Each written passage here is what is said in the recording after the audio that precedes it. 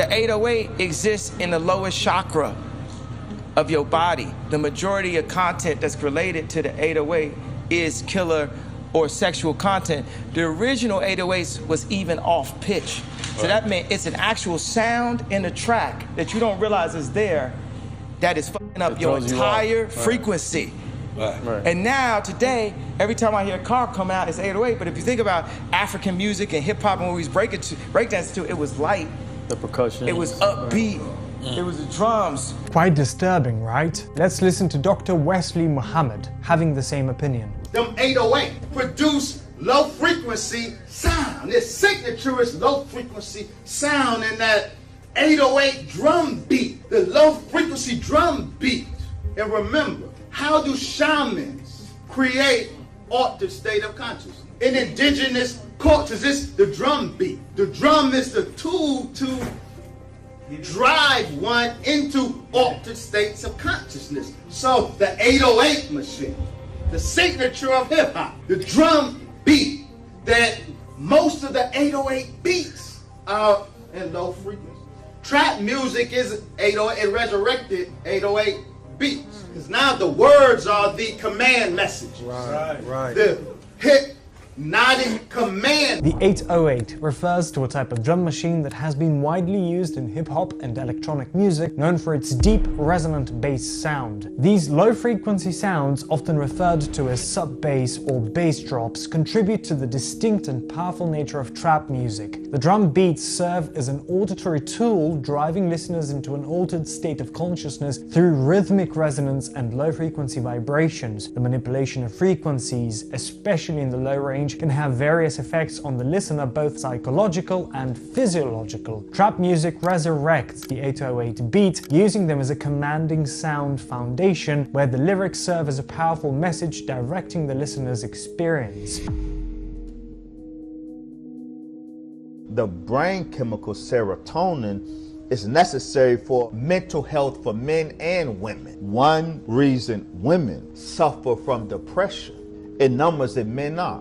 One of the reasons is the disparity in brain serotonin. Wesley explains that testosterone and serotonin are like power sources for men. Both men and women need serotonin for better mental health, but if women don't have enough serotonin, it can lead to depression, so serotonin is like the ticket to good mental health. He further explains that if you're listening to a song at 230 Hz in your right ear and 220 Hz in your left ear, your brain syncs up to a phantom 10 Hz, which triggers serotonin. 230 Hertz is beamed into my right headphone, 220 is beamed into my left.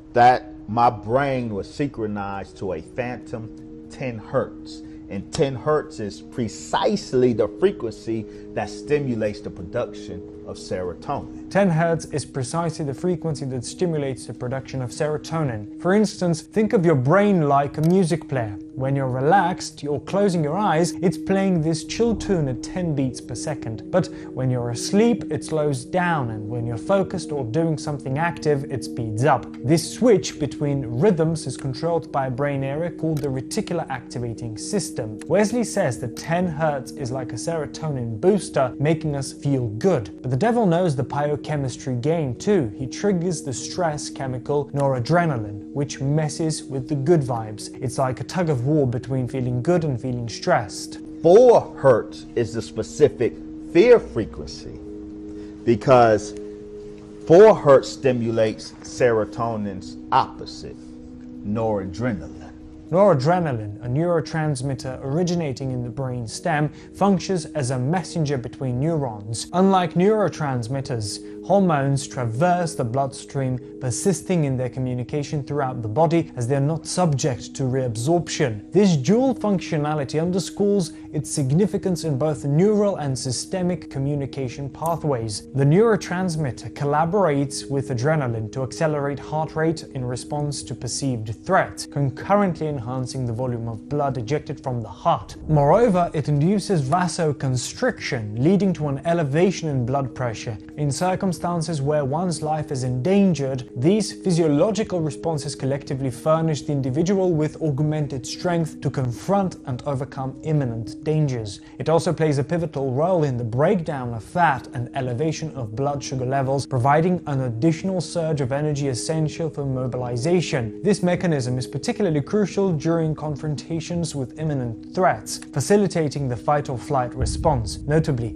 the influence of noradrenaline persists to a lesser degree during non-threatening circumstances. So, in brain chemistry, serotonin takes the lead, influencing our passions. An optimal level of serotonin allows us to master our impulses rather than give in to them. It serves as the controller of our appetites or passions. On the other hand, noradrenaline operates as an accelerator. Elevated noradrenaline levels act as a force that intensifies the batteries of our various impulses and passions. Consequently, a scenario characterized by low serotonin and heightened noradrenaline results in increased impulsivity, rendering us vulnerable and prompting us to act on our instincts without restraint. And so our noradrenaline is stimulated and it cuts off our serotonin. They can make sure they can stimulate in us our serotonin by producing in us phantom 10 hertz frequencies, but our reality is proof that they have decided to stimulate in us or produce in us a phantom 4 hertz frequency. Our circumstances demonstrate that external influences like music frequencies have been chosen to shape and stimulate us. He gives examples explaining every hood, spanning from one end of America to the other, is described as an ecology of fear. In contrast, urban areas, unlike the serene and healthy ecologies found in the suburbs, are portrayed as environments laden with fear and stress. He contends that this is not a random occurrence, but a deliberate design. In 2012, researchers at Purdue University developed a compact pressure sensor designed for implantation to monitor pressure in areas such as the bladder or blood vessels affected by aneurysms. The challenge with this device was determining how to power such a small implant without a battery. Purdue's biomedical engineering professor Babak Zieh addressed this by creating a 2 cm long piezoelectric cantilever beam using lead zirconate titanate. Zieh and fellow researchers tested the device by placing it in a water-filled balloon and exposing it to various music genres including rap, blues, jazz, and rock. Hip-hop yielded the best results, with Zieh noting its rich low-frequency sound, especially the bass. Vibrating in response to acoustic waves within the 200 and 500 Hz range, the cantilever generates electricity stored in a capacitor within the sensor. Instead of using a plain tone, the researchers opted for music. They tried various music genres to power that medical device. It was only hip-hop with its bass line proving most effective due to its rich low acoustic frequency sounds. The musical acoustic energy can traverse body tissue, inducing vibrations in the cantilever. When the frequency falls beyond the optimal range, the cantilever ceases to vibrate, triggering an automatic transfer of electrical charge to the sensor. This prompts the sensor to conduct a pressure reading and broadcast data through radio signals. As the frequency dynamically changes with the rhythm of the musical composition, the sensor can cyclically alternate between storing charge and transmitting data. Professor Zieh suggested that a brief monitoring period, lasting a couple of minutes every hour, is sufficient for tracking either blood pressure or bladder pressure. Functioning as a micro-electromechanical system, the device was developed at the Burke Nanotechnology Center within the university's Discovery Park. Constructed from the piezoelectric ceramic material lead zirconate titanate, the 2 cm long cantilever beam generates electricity when compressed. While tones within a specific frequency range can substitute for music, Professor Zieh notes that using plain tones can be irritating, making the choice of music more aesthetically pleasing and novel. Researchers explored the impact of 4 music genres: rap, blues, jazz, and rock, finding that rap, with its substantial low-frequency sound, especially in the bass, produced the most favorable results. The sensor's capabilities extend to monitoring pressure in the urinary bladder and the blood vessels, aneurysm-damaged sac. This technology holds potential applications in treating incontinence in paralyzed individuals by assessing bladder pressure and triggering spinal cord stimulation to close the sphincter, controlling urine flow. Furthermore, it could serve immediate diagnostic purposes, offering advantages over current methods involving catheter-equipped probes that require several hours of hospital stay. This innovative technology surpasses conventional implantable devices which either rely on batteries needing periodic replacement or operate on inductance. This is an example of the divine power of hip-hop music. This innovative approach allows intermittent measurements lasting a few minutes every hour to monitor bladder or blood pressure. Wesley says that hip-hop by nature is divine, but when the devil distorts what is divinely created and turns it into a weapon for his own agenda, hip-hop becomes a crucial example. In a research project at the University of California, Los Angeles, Daniel Blumstein conducted a study where participants were asked to evaluate the intensity and emotional tone of various 10-second music pieces. The researchers aimed to explore how music with distortion could impact emotions, drawing a parallel to the distress calls of animals. Using undergraduates as participants, the study tested 10 musical conditions, including rock music, heavy metal, crusty pump, and harsh dissonant music. They found that when the music included distortion, participants perceived it as more thrilling and often associated it with negative emotions. Listeners in the control condition heard music without noise or abrupt transitions in frequency or pitch that was similar to elevator music. Those in the experimental condition listened to music that began in an easy listening manner but then suddenly broke into distortion. Further research employed the use of video as a distraction. Researchers played minimally evocative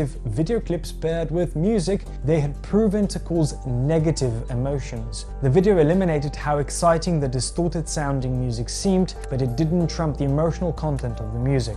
Byron said, "This study helps explain why the distortion of rock and roll gets people excited. It brings out the animal in us." Researchers found that dissonant music, like the soundtrack in scary movies, often evokes strong negative emotions like fear or sadness, not happy ones. Such music taps into our primal instincts, making us feel excited or charged with negative feelings. People listening to the distorted music felt more excited and emotionally charged, showcasing the impact of certain sounds on our emotions. Loud and sudden changes in music, like the screeching sounds, grab our attention because they trigger emotional responses similar to how animals alert each other to danger. This happens because these sounds, with their discordant effect, mirror the distress calls animals use in nature. They found that the sound of rock music was similar to the sound of animals dying. The sound of animals in distress characterizes rock music that arouses people and gets them weaponized against other people. Music operates as a frequency programming capable of influencing different mental states. By manipulating frequencies, music can make people go into meditative states or facilitate sleep. The brain, functioning and communicating with cellular structures through electricity, operates within specific frequency bands. Broadcasting frequencies carrying information and perceptions within the brain's decoding range allow external influence on people's perceptions. This external influence occurs by broadcasting frequencies that interact with the brain's decoding mechanisms, shaping individuals' experiences and perceptions. The adoption of A440 in music is associated with the Roman Catholic Church, which historically suppressed certain frequencies. The A440 is what now is the standard tuning. If you go A439, you're closer to one of the Creator's tones. If you go A441, you're closer to one of the Creator's original tones. That's how precisely it has been manipulated. To do what? To shut down the 95% of your brain, particularly the right brain that operates the heart-mind for the divine human community. Notably, the investigation into the lost frequencies was triggered by the recovery of 152 Gregorian chants, including the spiritually uplifting hymn to Saint John the Baptist. This particular hymn, played in 6 tones, became the focus of the search for these frequencies of vibration. The 6 tones represent frequencies that have been manipulated with A440 Hz now serving as the standard tuning. Choosing a tuning like A439 brings one closer to one of the creator's tones, while A421 brings proximity to one of the creator's original tones. This precise manipulation is believed to impact the brain, particularly the right brain responsible for the heart-mind connection to the divine human community, aiming to limit its functioning. Imagine being in a room filled with aggression and conflict, and you can almost feel the tension. This experience is similar to the way frequencies of hate and conflict can alter the electromagnetic field of space. Just like tuning your car radio to a station when the music is enjoyable and you are grooving, the farther you get from the broadcasting tower, the more staticky it becomes. You may endure it for a while, but eventually it becomes annoying and even sickening. This analogy is applied to life, where people may not realize they've been exposed to negative frequencies their whole lives, affecting their emotions and perceptions. By embedding messages just below the threshold of perception, these frequencies can go directly into the subconscious, playing across communities without anyone consciously realizing it. The impact is gradual, building rage and anger, often triggered by events like police actions, leading to mass unrest and actions people wouldn't normally take. In a broader perspective, while the Universal Orchestra sings love songs and uplifting frequencies, humanity is described as the only species out of tune, susceptible to manipulations. The analogy extends to the military, where technology exists to deploy frequencies that break the enemy's spirit, compelling them to surrender.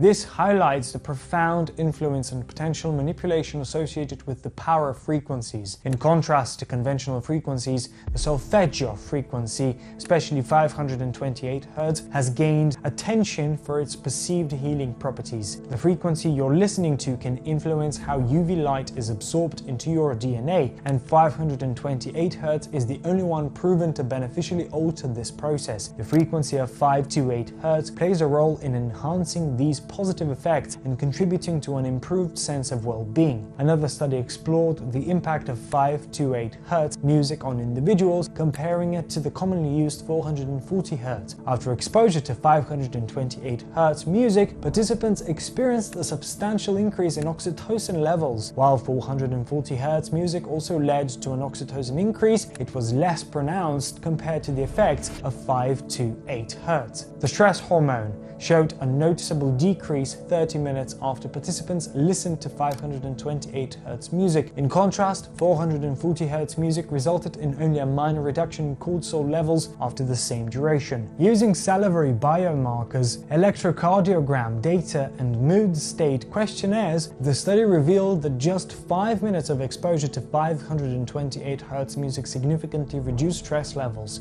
This stress reduction effect was not observed with 440 Hz music. These findings suggest that music tuned to the solfeggio frequency of 528 Hz has unique physiological effects, promoting a reduction in stress and influencing hormonal responses. The solfeggio frequency of 528 Hz specifically activates the solar plexus chakra. This frequency is linked to enhancing personal power, boosting confidence, aiding decision-making, and promoting manifestation. Music tuned to 528 Hz facilitates a reconnection with our authentic selves. It supports making decisions from a position of inner strength and mental clarity, fostering a harmonious balance within the solar plexus chakra. Solfeggio frequencies exhibit more positive effects on the body compared to other sounds or tones, and this is attributed to the Schumann resonance. In conclusion, the debate between 440 Hz and 528 Hz frequencies involves not just musical tuning but also claims of healing properties. While 440 Hz has been the standard for years, many argue that 528 Hz associated with healing effects is more beneficial.